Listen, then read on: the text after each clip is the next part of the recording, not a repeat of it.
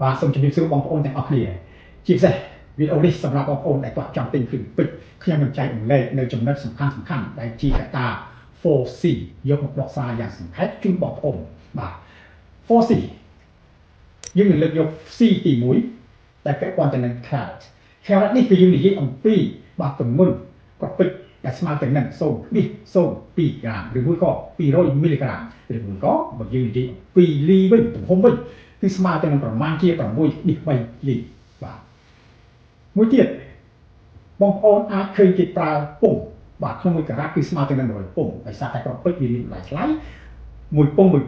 បាទវាមានតម្លៃផ្សេងគ្នាអូខេ C ទី2ពាក់ព័ន្ធទៅនឹង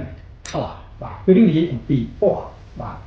ពណ៌គឺគេប្រើតួអក្សរ D រហូតដល់ Z តួអក្សរ D ជាពពុះគ្មានពណ៌បាទគេហៅថា colorless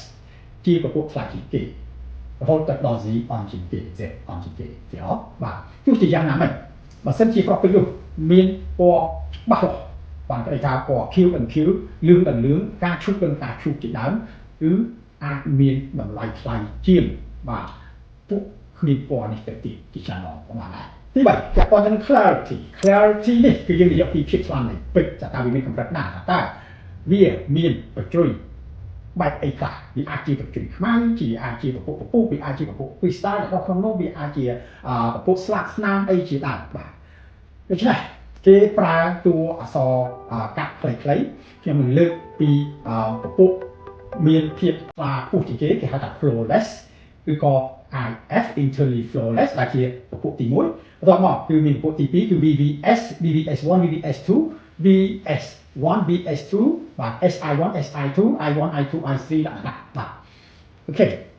clarity នេះមានសារៈសំខាន់ទី2សម្រាប់ខ្ញុំ C មួយទៀតគឺពាក់ព័ន្ធទៅនឹង cut បាទ cut គឺការកាត់ឆ្នៃនេះការកាត់ឆ្នៃនេះគឺយើងបែងចែកទៅជាប្រមាណជា6 7ប្រភេទបាទទី1គឺពោអាក្រក់ទី2គឺ fair បាទទី3គឺ good ល្អទី4 very good គឺល្អណាស់ទី5គឺ excellent ប្រសើរទី6គឺ ideal ប្រសើរណាស់ទី7ដែលខ្ញុំហៅថាពេជ្រសុខស្រួលឆ្នៃបាទគឺ8 excellent បាទ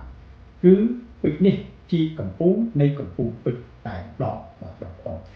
គឺជាកម្រិតគេហៅថាប្រសើរអស្ចារ្យណានេះគឺជាកម្រិតដែលខ្ញុំដាក់ឲ្យកម្រិតស្អាតដាក់ឈ្មោះពេជ្រនេះហៅថាពេជ្រសុខស្រួលឆ្នៃអូខេបងប្អូនគេចាស់ណាមិនស្គាល់កម្រិតគុណភាពនេះទេបាទដូច្នេះអាចសាកសួរមកក្រុមស្អាតបានសរុបសេចក្តីមកតើ 4C នេះតើមុនណាសំខាន់ជាងគេបាទសំខាន់ជាងគេសម្រាប់ខ្ញុំគឺខ្ញុំរាប់ពីក្រោមទៅវិញគឺការកាត់ឆ្នៃ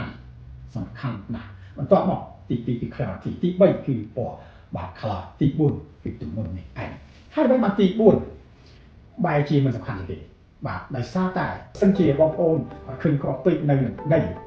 បងប្អូនប្រហែលជាមិនស្គាល់ថាពេជ្រផងទោះបីទំហំយ៉ាងណាក៏ដោយបាទបងប្អូនប្រហែលជាមិនស្គាល់ទេណាដូច្នេះពេជ្រមានតម្លៃដោយសារការកាត់ឆ្នៃរបស់មនុស្សនេះឯងបងប្អូន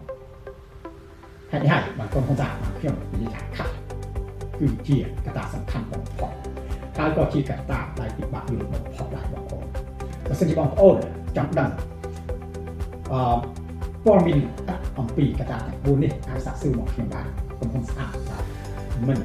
បាទកំណត់ទេនៅក្នុងការចែករំលែកបាទបទពិសោធន៍ចែករំលែកចំណេះដឹងជូនដល់បងប្អូនខ្មែរទាំងអស់គ្នាទាំងអស់បាទក្នុងវីដេអូនេះគឺមានតែប៉ុណ្ណេះហើយសូមអរគុណ